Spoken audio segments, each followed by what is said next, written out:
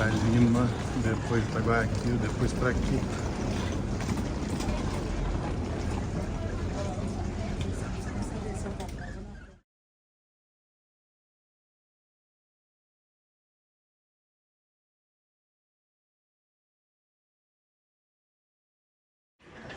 E aqui é a entrada da sala da Hana.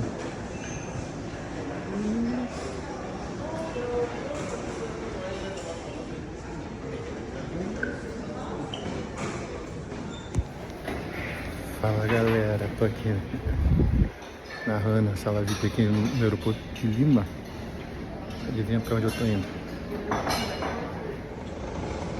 Ó, o suco de maçã, tinha morada. Tem cor de uva, mas não é uva, né? Tem chips de banana, chips de batata doce, bolo de chocolate, esse marmorado, um negocinho de cacau. Nessa sala VIP aqui são 3 ilhas, né, pra você comer. Tem até laranja espremida na hora.